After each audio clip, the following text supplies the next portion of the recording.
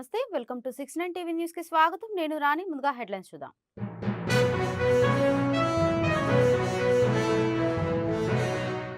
సంక్రాంతిలోపు film industry Telangana నుంచి వైజాగ్ కి వెళ్లిపోవాలి అల్లు అర్జున్ ఇంటిపై ఓయూ జేఏసీ చేసిన దాడిని సమర్థిస్తున్నామన్న గాలి వినోద్ కుమార్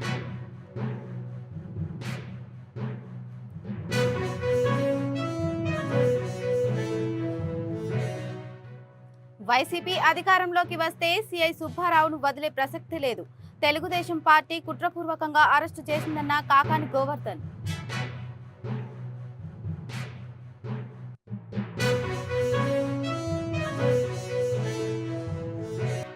టిడ్కో లబ్ధిదారులకు ఊరట కల్పించిన కూటమి ప్రభుత్వం బ్యాంకులకు కట్టాల్సిన 102 కోట్లను ప్రభుత్వమే చెల్లిస్తుందన్న సీఎం చంద్రబాబు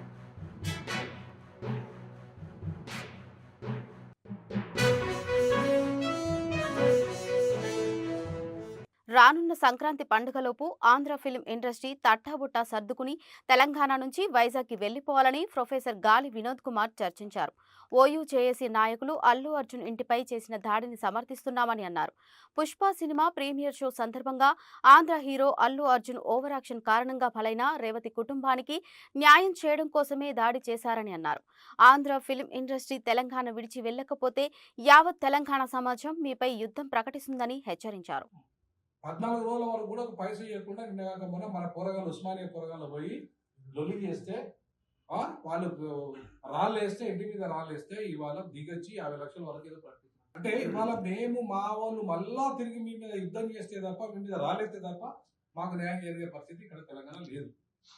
అందుకే అవుట్ రైట్ గా తెలంగాణ ఇవాళ మొత్తం సినిమా రంగం అంతా కూడా యుద్ధం ప్రకటించి బాగా చూసుకోవద్దని తెలంగాణ సినిమా రంగం ఎట్లా ఉందో తెలుసు కదా. ఉస్మానియా కేంద్రంగా సాగిన మరో ఉద్యమానికి పిలిపిస్తాం. మేము ఓయూ జేఏసీ విద్యార్థులు చేసిన దాన్ని సమర్థిస్తున్నాం. వాళ్ళందరూ ఎక్కిపోయేదాకా యుద్ధం ఆగదు. వీళ్ళందరూ ఆంధ్ర సినిమా ఇండస్ట్రీ వైజాగ్ తరలి వెళ్లేదాకా ఉస్మానియా విద్యార్థులు ఎట్లయితే చేశారో అట్లాంటిది మొత్తం యావత్ తెలంగాణ విద్యార్థులంతా చేస్తారు. పిలిపిస్తాం, మేమే పిలిపిస్తాం. ఓ ప్రొఫెసర్గా తెలంగాణ ఉద్యమకారునిగా మేమే పిలిపిస్తాం. మీరు వైజాగ్ మీ మొత్తం తట్టాబుట్ట చదువుకొని ఇప్పుడు సంక్రాంతి రాబోతున్నారు. మీరు తట్టాబుట్ట చదువుకొని వెళ్ళి అక్కడే సెటిల్ కావాలి. అంతేగాని ఇంకా దోపిడీ చేయడానికి మీకు అధికారం లేదు. లాజికల్ గా లీగల్ గా ఆల్రెడీ అక్కడ మిమ్మల్ని ముఖ్యమంత్రి గారు ఇన్వైట్ చేశారు, ఉప ముఖ్యమంత్రి గారు ఇన్వైట్ చేశారు. అక్కడ మీరు ఎందుకు పోతున్నారు అక్కడికి? ఎందుకు ఇక్కడే మమ్మల్ని దోపిడీ చేస్తున్నారు, మమ్మల్ని అని చేస్తున్నారు, మాకు అవకాశాలు అప్పుడు చేస్తున్నారు. అయినా 10 ఏళ్ళే కదా ఉమ్మడి రాజధాని 10 ఏళ్ళు అయిపోయింది కదా. 10 ఏళ్ల తర్వాత మీకు ఏం హక్కు ఉంది ఇక్కడ? 10 ఏళ్ల తర్వాత మీకున్న హక్కు ఏంటంటున్నా నేను. మీకు ఎలాంటి హక్కు లేకపోయినా ఇక్కడ మా అనే పేరు మీద, అంటే ఇవాళ తెలుగు అనే పదం పేరు మీద, తెలుగు అవసరం లేదు మాకు తెలంగాణే కావాలి. అర్థమైందా? 15% మీకు వాటా ఇస్తాం. ఆంధ్ర ఒకటే కాదు, మొత్తం దక్షిణాదికి 15% వాటా ఇస్తాం. 85% వాటాలో సినిమా రంగంలో మాకే రావాలి. అది సినిమా హీరోల నిర్మాతల, లేకపోతే ఇంకా ఏది చిన్న కార్మికుల నుండి మొదలుకుంటే 24 క్రాఫ్ట్స్ 85% వాటా మాకే ఉండాలి. మీ స్టూడియోలంతా అక్కడ పెట్టుకోపోండి వైజాగ్లో. మాకు మా ప్రభుత్వానికి స్వాధీనం చేయండి, లేదా మాకు లీజుకి ఇవ్వండి. మా తెలంగాణ డైరెక్టర్లకు లీజుకి ఇవ్వండి, మా మ్యూజిషియన్స్ లీజుకి ఇవ్వండి, మా తెలంగాణ సినిమా హీరోలకు లీజుకి ఇవ్వండి. వైసీపీ అధికారంలోకి వస్తే సీఐ సుబ్బారావు ఆర్ఐ రవిలను వదిలే ప్రసక్తే లేదని మాజీ మంత్రి కాకాని గోవర్ధన్ రెడ్డి తీవ్ర స్థాయిలో ఆగ్రహం వ్యక్తం చేశారు.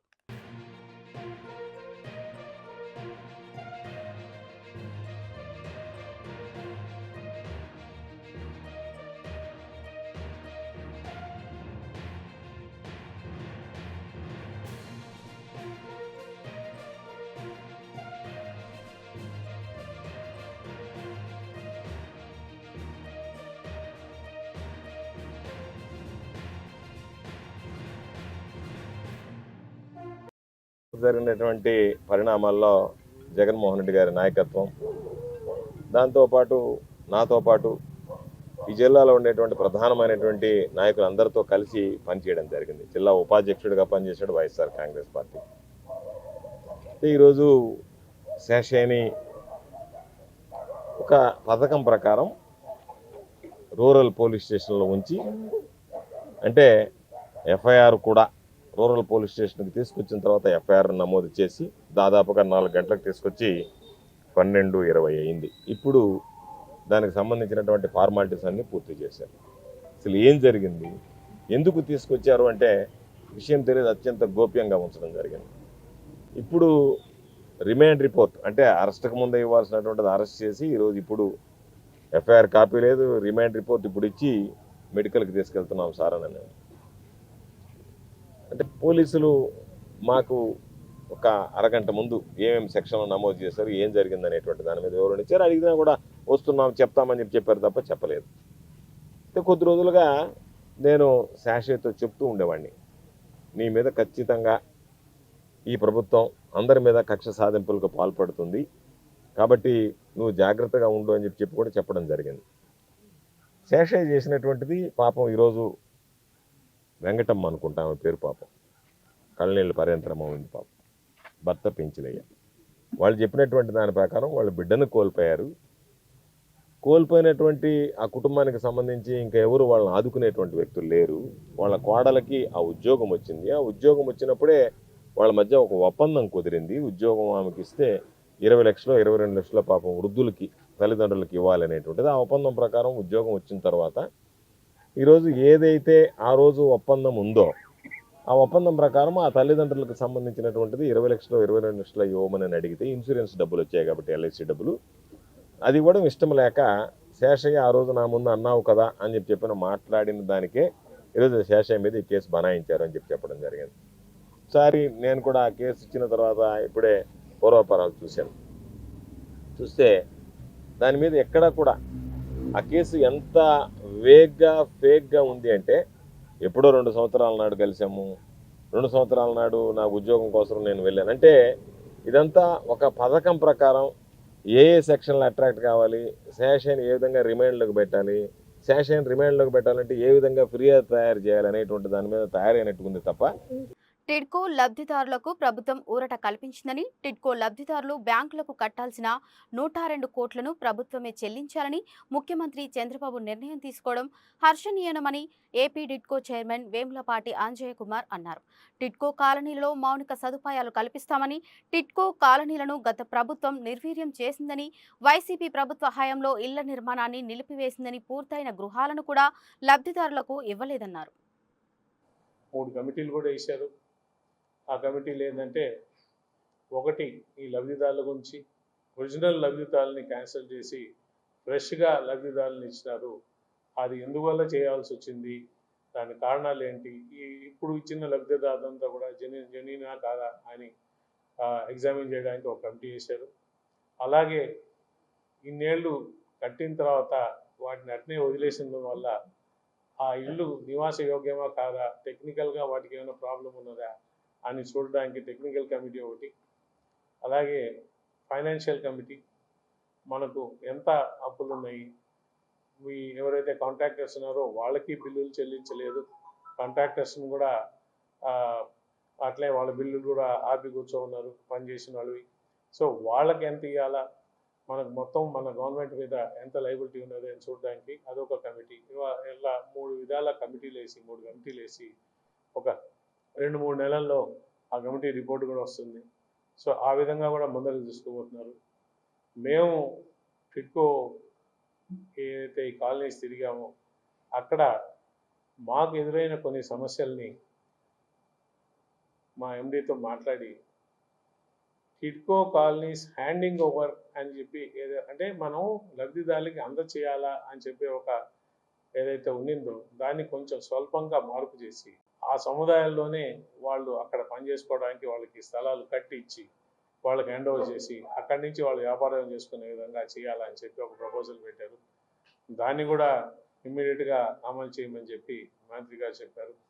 సో టిడ్కోని మొత్తం ఆ సంస్థ మళ్ళీ బాగా జీవం పోసుకొని కళకళలాడే విధంగా రేపు సంక్రాంతిని అందరూ వాళ్ళు సంతోషంగా టిడ్కో వాసులు బాగా సంక్రాంతిని వాళ్ళు సంతోషంగా సంబరాలు చేసుకునే విధంగా ముందరికి వస్తున్నది. టిడ్కోకి మళ్ళీ లైఫ్ వచ్చింది. సో ఇవన్నీ జరుగుతున్నందుకు ఇవాళ స్పెసిఫిక్గా ఏదైతే ముఖ్యమంత్రి గారు, అలాగే డిప్యూటీ సీఎం పవన్ కళ్యాణ్ గారు, అలాగే మున్సిపల్ శాఖ మంత్రులు నారాయణ గారు వీటిని అర్థం చేసుకొని ఈ ప్రాబ్లమ్స్ సంబంధించిన ఫైనాన్షియల్ డిసిషన్స్ తీసుకొని ముందరకు కూడా నిర్ణయించారు.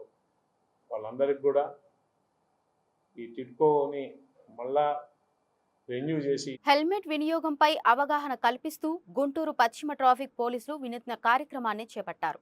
సిఐ సింగయ్య ఆధ్వర్యంలో గుంటూరు హిందూ కాలేజ్ సిగ్నల్ వద్ద కార్యక్రమం జరిగింది. హెల్మెట్ ధరించకుండా నిర్లక్ష్యం చేస్తే విలువైన ప్రాణాలు కోల్పోతారని యమధర్మరాజు వాహన చోదులకు హెచ్చరించాడు. ప్రజలు ట్రాఫిక్ నిబంధనలు పాటిస్తూ సురక్షితంగా గమ్యస్థానాలకు చేరాలని వినాయకుడి వేషధారణలో ఆశీర్వదించాడు.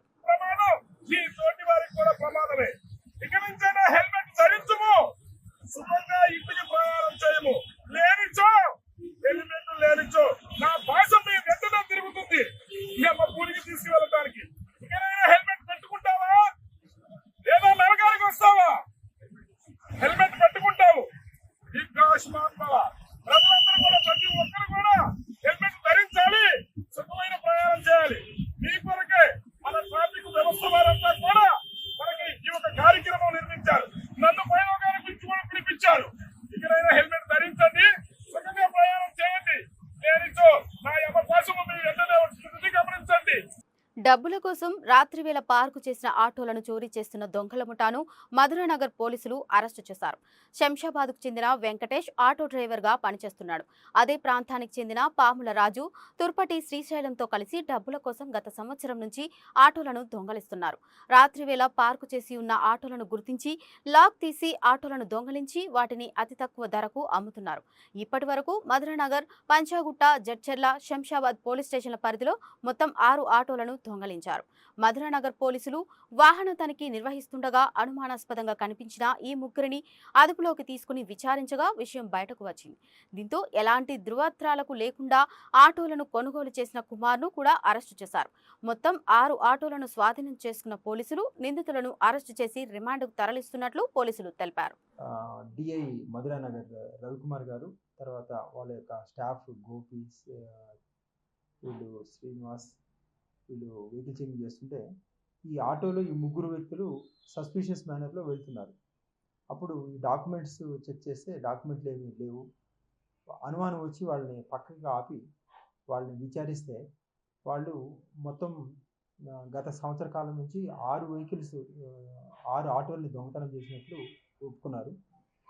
ఈ దొంగతనం చేసినటువంటి ఆటోలని 2 ఆటోల్ని ఆల్రెడీ 2 వ్యక్తులకి అమ్మారు. ఒక అతను ఇబ్రహీంపట్నం అతనికి, ఇంకొక అతను సైదాబాద్ కాలనీ, కుమార్ అనే అతనికి, జవహర్ అనే అతనికి 2 ఆటోలు చాలా తక్కువ రేటుకి అమ్మారు.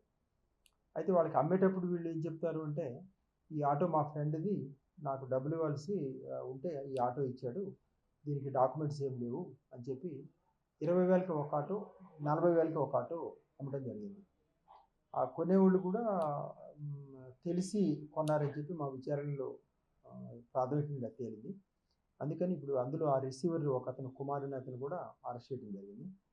మిగతా 3 ఆటోలు వీళ్ళు అంటే ఈ కొనేవాళ్ళని మభ్యపెట్టి, అంటే డాక్యుమెంట్లు లేవు అంటే జనరల్గా ఎవరు కొనరు కాబట్టి వాళ్ళని ఏ విధంగా అమ్మాలనే యోచనలో ఉండి ఇప్పుడు దాన్ని అవకాశం దొరికినప్పుడు అమ్మడానికి రెడీగా ఉంచుకున్నారు అనమాట. ఇంకొక వెహికల్ ఏమో ఈ ఆర్జీఐ ట్రాఫిక్ పోలీస్ వాళ్ళ దగ్గర ఒక వెహికల్ ఉన్నట్లు చెప్తున్నారు. ఆ వెహికల్ ఏమో సస్పిషియస్ మీద వాళ్ళు పోలీస్ వాళ్ళు ఆపితే దాన్ని అక్కడ వదిలేసి వాళ్ళు వెళ్ళిపోయారనమాట. అది ఒక వెహికల్. మొత్తం 6 వెహికల్స్ కూడా ఈరోజు రికవరీ చేయడం జరిగింది. ఈ 6 వెహికల్స్ ఒకటేమో మధురానగర్ పోలీస్ స్టేషన్, రెండోది పంజగుట్ట, 3 జడ్చెర్ల, తర్వాత శంషాబాద్. రాజ్యాంగ నిర్మాత అంబేద్కర్ పై అనుచిత వ్యాఖ్యలు చేసిన కేంద్ర హోంమంత్రి అమిత్ షాను మంత్రివర్గం నుండి తొలగించాలంటూ ఏఐసీసీ పిలుపు మేరకు కాంగ్రెస్ నాయకులు కొంగరకాలం నుండి రంగారెడ్డి జిల్లా కలెక్టర్ కార్యాలయం వరకు నిరసన ర్యాలీ చేపట్టారు. అనంతరం జిల్లా కలెక్టర్కు వినతి పత్రం అందజేశారు. కేంద్ర ప్రభుత్వం రాజ్యాంగాన్ని మార్చే కుట్ర చేస్తున్నారని, అంబేద్కర్ రాసిన రాజ్యాంగం ప్రపంచ దేశాలు హర్షిస్తుంటే బీజేపీ నేతలు మాత్రం రాజ్యాంగాన్ని గౌరవించడం లేదన్నారు. అమిత్ షా మాట్లాడిన మాటలు దేశ ప్రజలు తలదించుకునేలా విధంగా ఉన్నాయని ఆవేదన వ్యక్తం చేశారు. Thank you sir.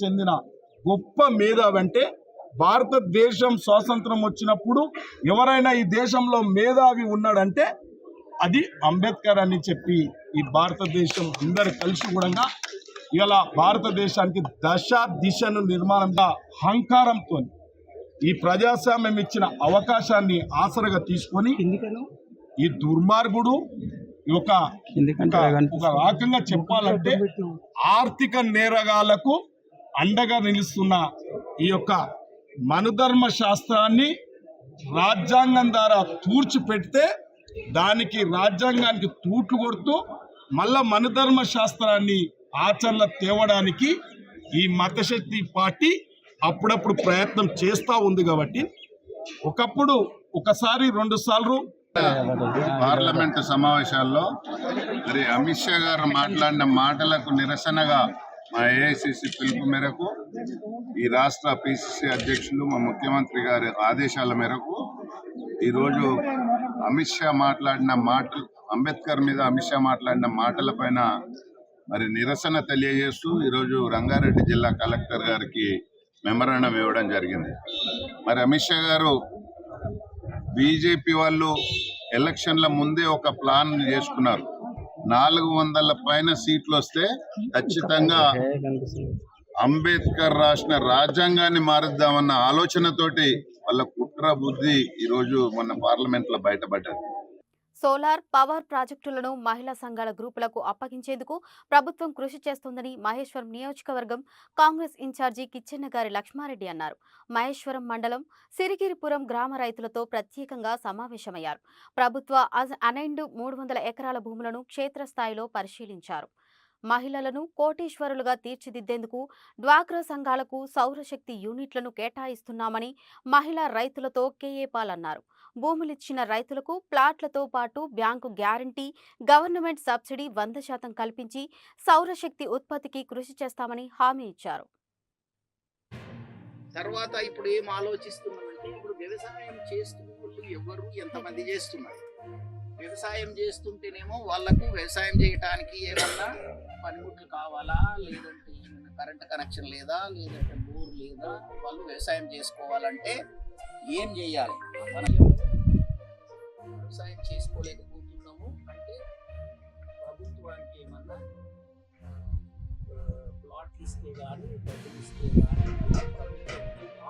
బులెటిన్ ముగించే ముందు హెడ్లైన్స్ మరోసారి చూద్దాం.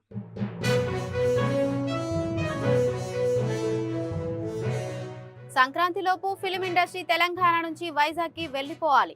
అల్లు అర్జున్ ఇంటిపై ఓయూ చేసి చేసిన దాడిని సమర్థిస్తున్నామన్న గాలి వినోద్ కుమార్.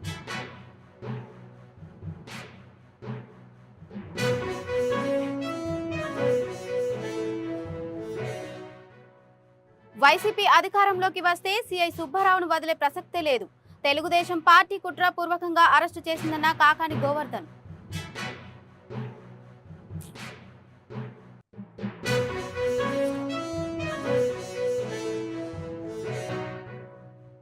టిడ్కో లబ్ధిదారులకు ఊరట కల్పించిన కూటమి ప్రభుత్వం. బ్యాంకులకు కట్టాల్సిన 102 కోట్లను ప్రభుత్వమే చెల్లిస్తుందన్న సీఎం చంద్రబాబు.